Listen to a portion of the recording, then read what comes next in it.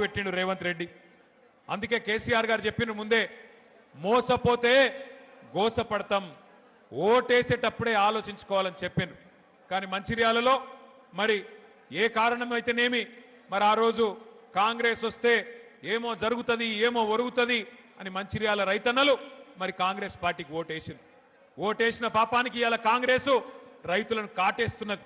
ఒక పాములాగా ఇవాళ సొంత పిల్లల్ని పాము ఎట్లయితే తింటదో అట్లా ప్రభుత్వాధినేతగా ఉన్న రేవంత్ రెడ్డే ఈ రాష్ట్రంలో రైతులకు చెప్పలేని కష్టాలు పెడుతున్నాడు.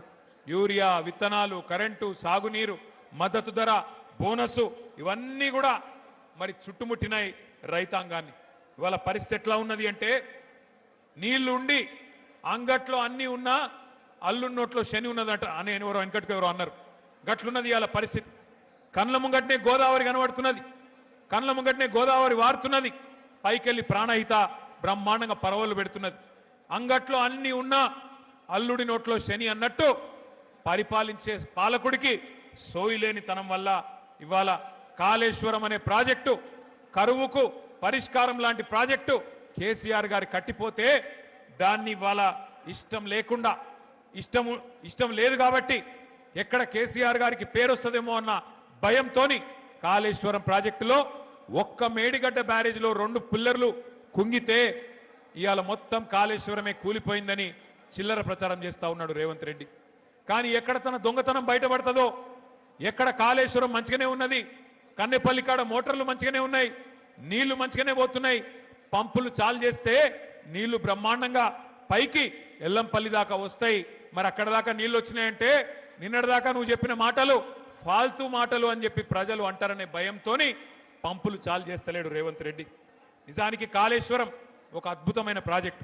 మీకు ఒక్క నిమిషం ఇక్కడ మధ్యలో నిలబడ్డలు కులవడం రాయా మీరు ఎందుకు కూర్చోని, ఎందుకయా మీరు అడ్డం అంతా కూర్చొని అప్పుడే కూర్చోండి.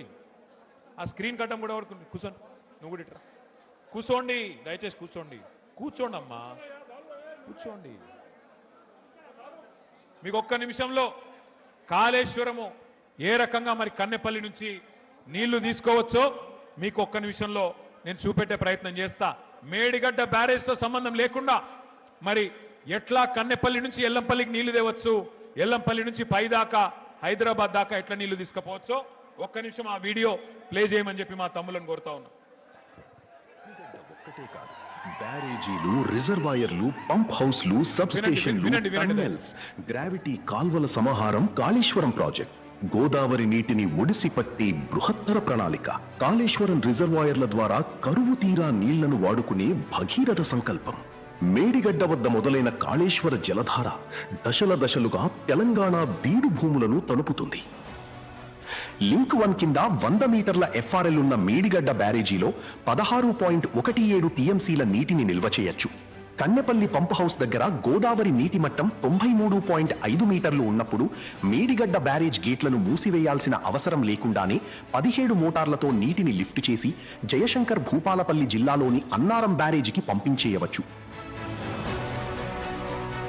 సిడబ్ల్యూసి డేటా ప్రకారం జూలై 20వ తారీఖు 2026 నాటికి కన్నెపల్లి వద్ద ఉన్న నీటి మట్టం 94.8 మీటర్లు.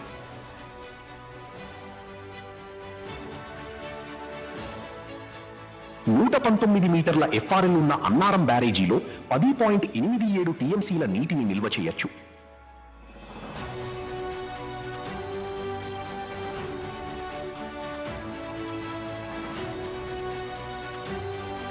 ఇక్కడ నుండి సరస్వతి పంప్ హౌస్ ద్వారా 12 మోటార్లతో ఎత్తిపోసిన నీళ్లు పెద్దపల్లి జిల్లాలోని సుందిళ్ల బ్యారేజీకి చేరుకుంటాయి. 130 మీటర్ల ఎఫ్ఆర్ఎల్ ఉన్న సుందిళ్ల బ్యారేజ్లో 8.83 టీఎంసీల నీటిని నిల్వ చేయొచ్చు. ఇక్కడ నుండి పార్వతీ పంప్ హౌస్ ద్వారా నీళ్లను 14 మోటార్లతో లిఫ్ట్ చేసి 148 మీటర్ల ఎఫ్ఆర్ఎల్ ఉన్న ఎల్లంపల్లి శ్రీపాద సాగర్కు ఎత్తిపోస్తాయి. ఎల్లంపల్లి శ్రీపాద ప్రాజెక్టు నుంచి పంప్ హౌసులు, టన్నెల్స్ మరియు గ్రావిటీ కాలువల ద్వారా వివిధ రిజర్వాయర్లకు నీటిని తరలించి తెలంగాణ రైతాంగానికి సాగునీరు అందిస్తారు.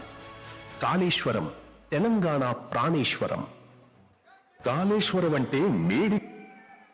వాస్తవం ఏంది అంటే దయచేసి కూర్చోండి, ఎవరు లేవకండి దయచేసి, ఇంకా వీడియోలు ఉన్నాయి ఆగండి. వాస్తవం ఏంది అంటే పైకెళ్ళి నీళ్ళు వస్తున్నాయి, కిందికి గోదావరి నుంచి కిందికి నీళ్లు పోతున్నాయి. ఒక్క నిమిషం మీ అందరికి తెలవాలి కాబట్టి చెప్తున్నా.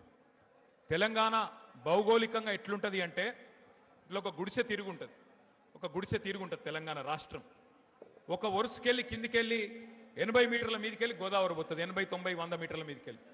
ఇంకో వరుసకెళ్ళి ఇంకో దిక్కుకెళ్ళి కృష్ణా నది 120, 130 మీటర్ల మీదకెళ్ళి కృష్ణా నది పోతుంది.